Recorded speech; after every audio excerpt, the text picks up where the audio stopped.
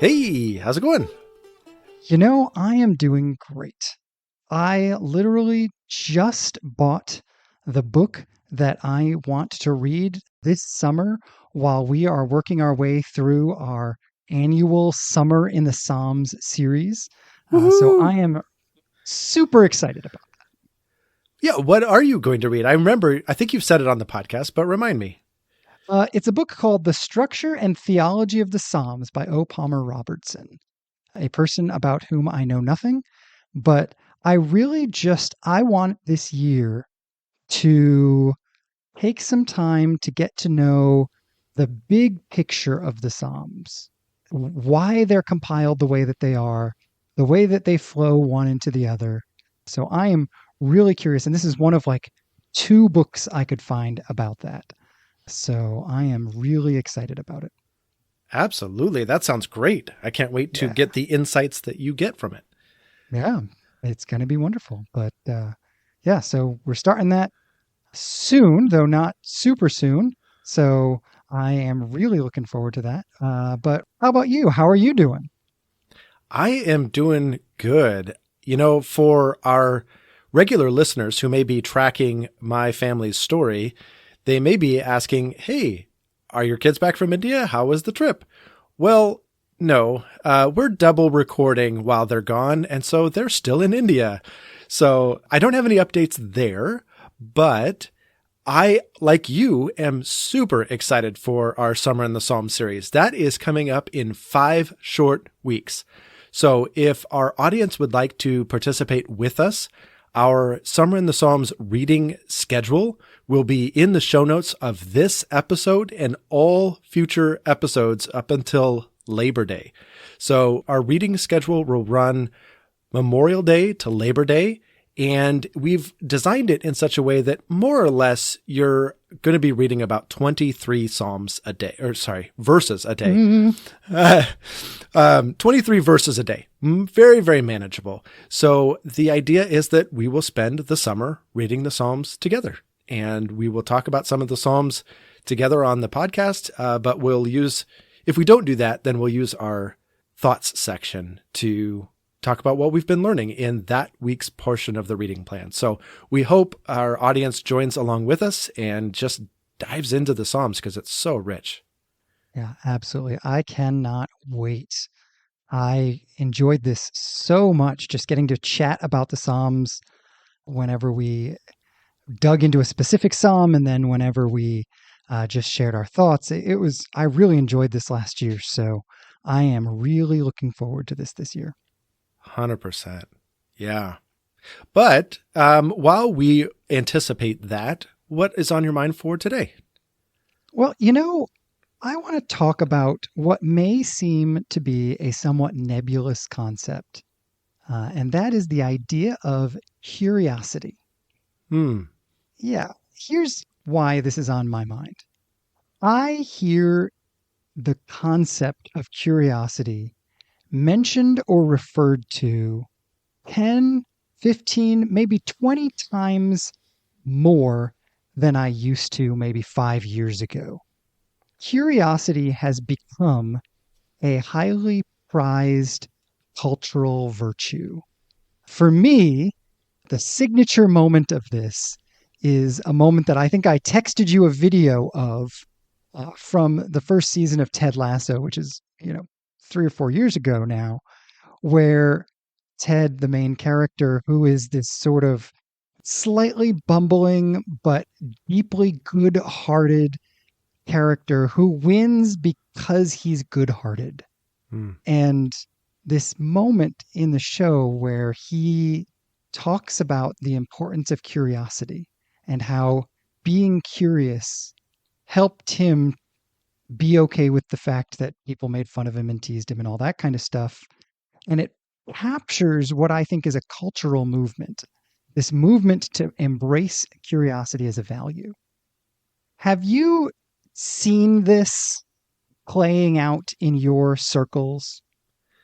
Well, yes, my circles these days consist of therapists and therapists in training. And Mhm. curiosity is a hallmark of what a therapist is there to do. I mean, without curiosity, you're not going to really dig into somebody's story very well. You're going to come at it with a posture of, I know, and let me teach you or let me guide you or whatever. Curiosity says, let me learn from you. Let me understand you. Let me dive into life from your perspective. And along the way, there's also this perspective of cultural humility to say, I come from this cultural vantage point, but I may be sitting across from somebody who comes from a very different cultural background, whereas that might be a different sexual orientation, gender identity, cultural identity, language, all these differences. And to be curious about where they come from and why or how that has affected them, it permeates everything we talk about. So yes, I have seen this come up quite a bit. I don't know outside of counseling circles if I've seen it a lot. And that's probably because most of my time outside of counseling circles is like 911. Me and John. Well, okay, yeah, you and John. You and I talk about it quite a bit, but 911, it's a different ballgame. We're much more interviewing somebody with real specific goals in mind rather than being super curious. We just have to be really diligent. So anyway, it's a different vibe. So Well, and appropriately so, right? Like the last thing, if I'm calling 911, the last thing I really want is the person on the other side of the phone to be like, so how do you feel about that? Right? Like, yeah, no, please get me the help I need and get it now and stop asking stupid questions. right. Um, Well, even the good questions they think are still stupid questions, unfortunately. But anyway. so, with that in mind, coming from that place where you've seen this idea of curiosity in play, one of the things I'm always interested in is as a follower of Jesus, I want to be in dialogue with emerging cultural values. I don't want to assume they're right and I don't want to assume they're wrong. I just want to be aware that they're there. And then I want to have a conversation with them. What is it that this idea of curiosity reveals that perhaps I've been missing in the way that I'm thinking? But also, how does it mesh with a Jesus informed framework of thinking? What do I need to learn from this cultural value? But what do I need to be careful doesn't seep in accidentally into my thinking? So I always want to have this kind of dialogue, this, I don't know that this is a real word, but a dialogical stance. So I'll say from my perspective, curiosity, I'm pausing because this is really emotionally impactful, which is not quite what I expected. But honestly, curiosity made seminary possible for me. And so I know I talked a little bit about where curiosity has been in the counseling world, but for me, to adopt a posture of curiosity made seminary so much more rich than it otherwise would have. And I can remember graduating from undergrad with a degree in pastoral ministry and a degree in psychology, and believing, at least from the pastoral ministries side, that I had a lot of answers and that I knew stuff. And I think there was this need to prove myself or be seen as competent or something like that. And so I don't know that had I gone straight into seminary, that I would have listened and learned and dug in quite so much. And as I got older and as I developed this idea of curiosity, it really put me in the posture of a learner and allowed me to strip away some of the pride that let me assume I knew stuff. And man, my seminary experience was so much more rich for it because I didn't start with the assumption that I knew anything. I started with the assumption that I had a lot to learn and let me find out what's here. Boy, that just changed things. Well, it's amazing to me that you describe curiosity that way. Just a few weeks ago, I preached at my church, and the text that I was preaching from was the end of the sower and the seed.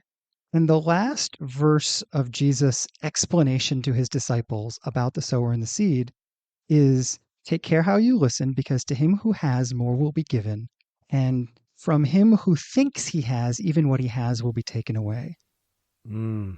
And in the context of my sermon, I applied that to humility, but because it was humility in the act of listening, take care how you listen, because I really think you could apply that verse very deeply to curiosity. And I think you just made the point that I think that verse is making, that for the curious person, when they dive into the things of God, they will be given more.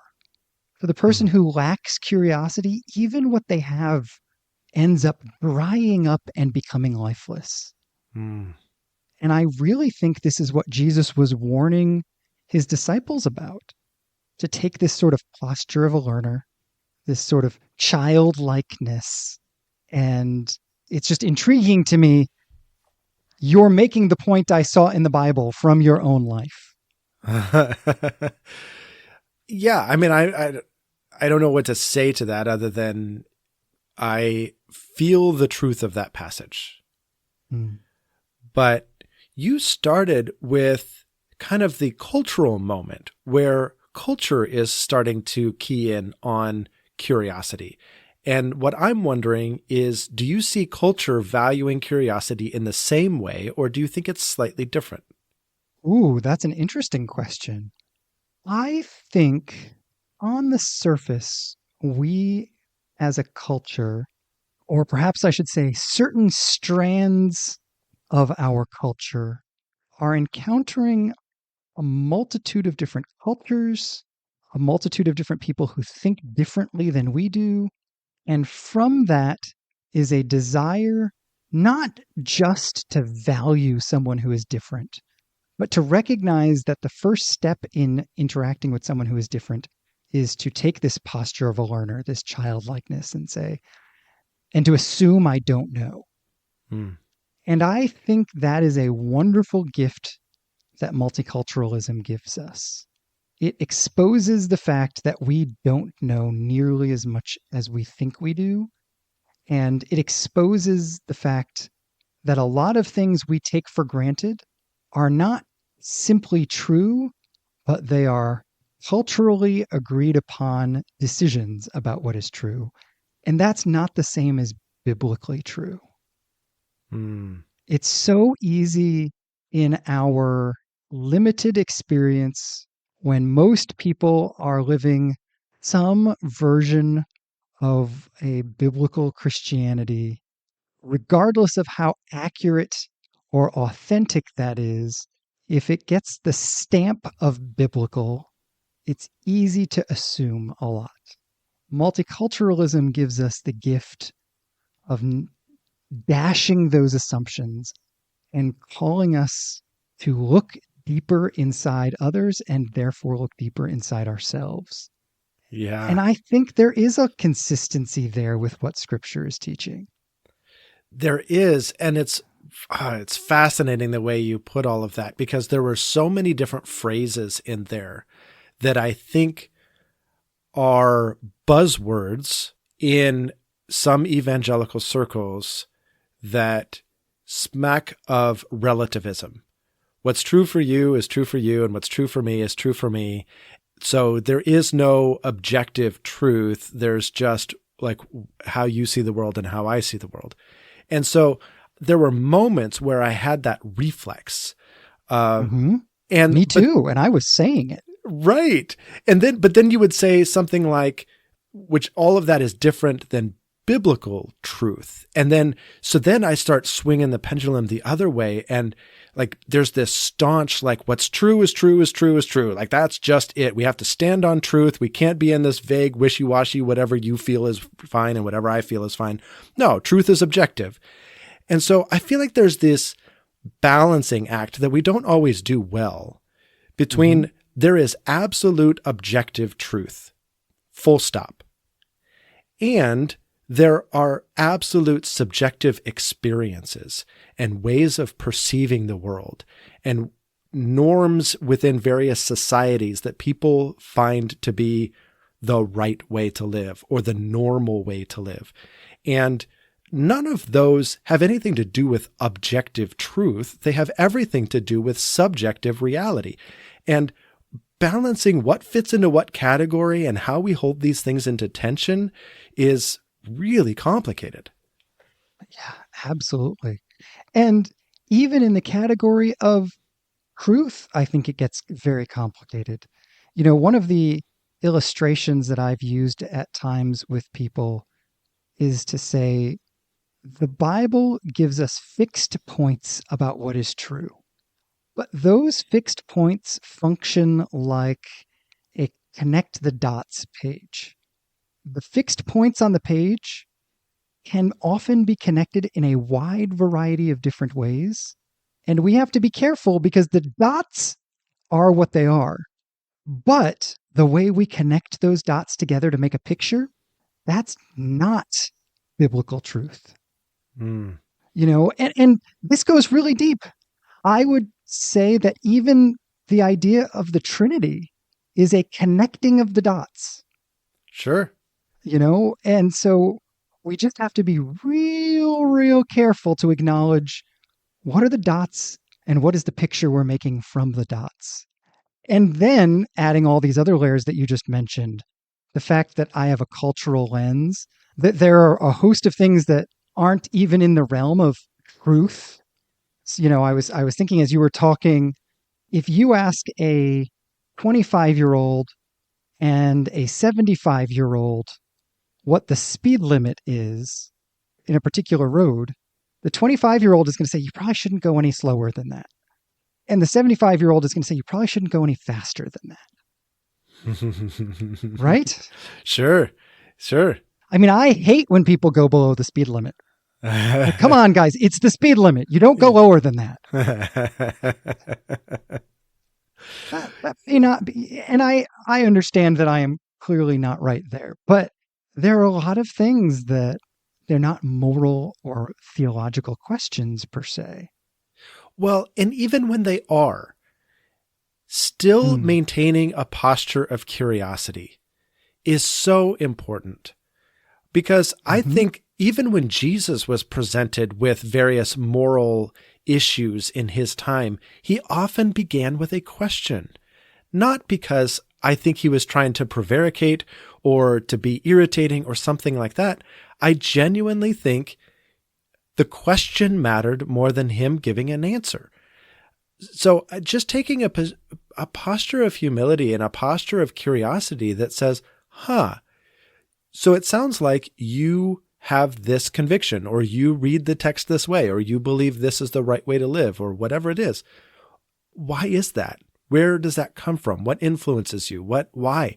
I think those are super good questions. I totally agree. And I would suggest, on the one hand, a large percentage of arguments among people come from a failure of curiosity. It's not an issue of what is true. It's an issue of, do I actually understand what you are saying? And on the other hand, what's interesting to me about curiosity is that I think curiosity takes great energy and effort. Yes. The tireder I am, the more quickly I default to my assumptions. And the more clearly I see that my assumptions are obviously right.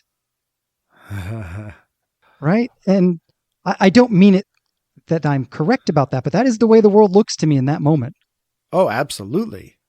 And I often have to pause important conversations when I'm in that space of either being physically tired or emotionally tired, because I don't have the energy to be adequately curious. And I know that that's going to short circuit the conversation. Wow. This has me thinking in a whole new direction. A couple of weeks ago, you posed the idea that nobody should be able to share their opinion publicly unless they have taken that opinion to a close friend who thinks differently than them and fleshed it out a little bit.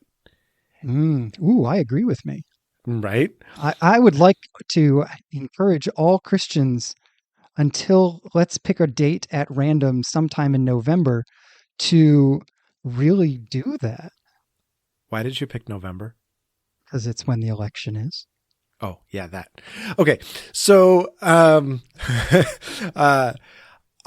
Am I remembering correctly? You are. I just wasn't thinking along those lines. But here's the interesting thing that your previous comments just made me think of. What if, in addition to fleshing it out with a close friend, maybe you can't share your public opinion or engage in public discourse unless you're well rested? Mm. And maybe our societal inability to have productive conversations and to engage well with people we disagree with is that we are chronically stressed, chronically tired, chronically busy, and we don't have the emotional or physical capacity to be curious. Yeah, I think you're right. I think that there is a decision-making element in curiosity. It's a commitment, right? I have decided I want to be a curious person. Mm-hmm. Then it is a practice issue. I need to learn to pay attention to when I am and am not being curious. And then it is a mental and emotional health issue, which is the kind of piece that you're hitting on that I think is so important. I have to be my best self in order to be curious. Yeah. And boy, if we take all of that into account in conversation, we would talk less. We would talk less, or we would, more of our sentences would end in a question mark and fewer in a period or an exclamation point. Yeah, we have had several conversations over the couple of years that we've been doing this about which of us is asking more questions. And yes, it has been an effort on both of our sides at certain times to be the one who asks more questions rather than answering questions. And I think it is an intentional effort on both of our sides to cultivate curiosity. Yeah, it is. It's one of the things I feel the most pressure to develop in myself in preparation for doing therapy, because I think my default settings from childhood are much more on the judgmental snap decision sort of realm. And I think, like I was even talking about in theological discourse, my starting point was always argumentation, defense of why I think I'm right, what I think this theological truth is, or whatever. And that starting point is not where I want to be at all. And I fear that starting point cropping up at some inopportune time, because I think it's counterproductive to therapy, but I also think it's counterproductive to all sorts of things I value: good discipleship, good parenting, good friendship, good marriage. You can't start with, I'm right and let me show you why. That's exactly right. Well, and it's fascinating to me, both of us as college students 20 and change years ago would have considered our ability to debate and stand for our theological beliefs a sign of our maturity. Yes. And looking back, I would consider my ability and willingness to debate and stand for, in that sense, my beliefs a sign of my immaturity. Right. Again, not because there's not objective truth. Yeah, no, absolutely. But because that's just an unhelpful posture. Well, and because I'm not in my better moments so delusional as to think the reality of objective truth does not guarantee that it's what I'm thinking. Yes, right. Like, I have learned the difference in, again, my best moments between truth with a capital T and my opinion of the truth. Yes, exactly. And I am interested in being refined. So just so that I can ask more questions on this episode than you, because it is a contest, not a, anyway. Okay. So I'm actually curious, Mm, what has helped you along the way in developing a posture of curiosity? everything about me wants to say, well, what about you? What has helped you cultivate a Oh no, you I know? beat you to it. Uh, I win. oh, we're nerds. Competitive ones, but yes. Yeah, yeah. What has actually helped me? This is such an unfortunate answer, but honestly, I think the thing that has helped me the most is the failure of myself in moments when I was most strident about my opinion. Oh my gosh, that is my answer as well. Yes, I feel that to be true, but go on. Yeah, I just, when I have been the most, again, confident isn't even the right word. Strident has a less charitable meaning, I think. And so the moments I have been strident about my opinion, I have hurt people. I have harmed my connection with people. I have become prideful. I have patted myself on the back. I have done more damage than I can honestly capture. Yes. Like I said, I feel all of those things. And that is honestly the most helpful thing for me, too. I would say the number two thing that has helped me is, Hold on one second. yep, What other things have helped you? that doesn't count. You can't count that in the Because question. so. No, it can't count in the question total.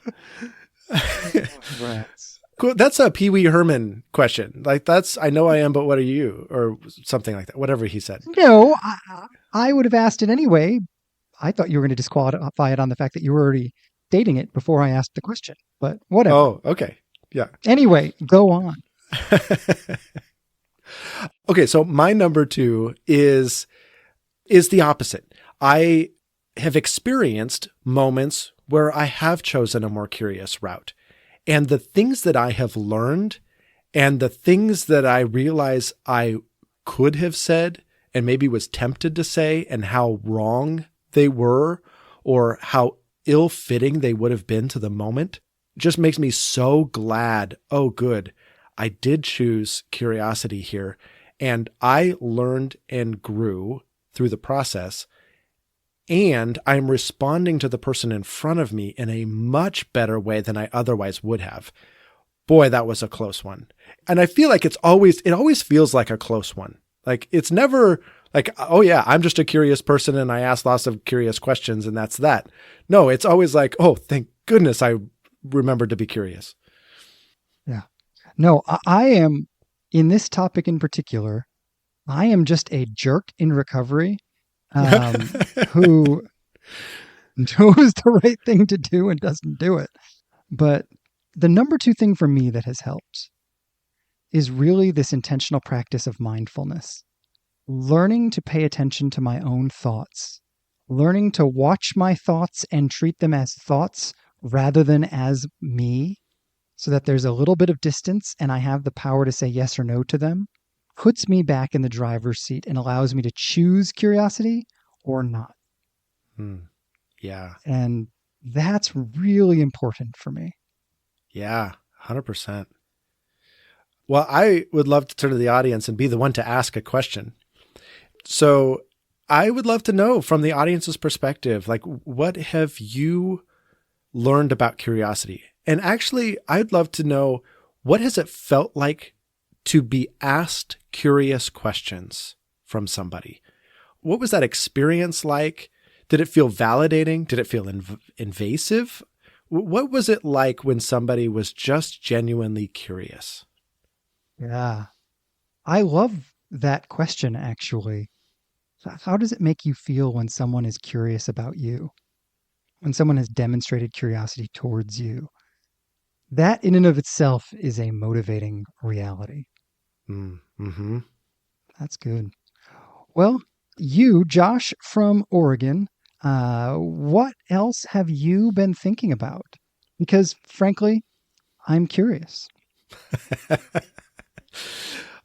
Yeah. Okay. So today we are 3 days away from Major League Baseball's opening day. And Ooh. if I'm being honest about what I'm thinking about, I am not just thinking about the Mariners, I am obsessing over the Mariners. I read every article, I watch every highlight reel, I watch as many games as I possibly can. I know it's spring training and these games don't count for anything, but I'm obsessed. I am watching this team like crazy. And I love what I see.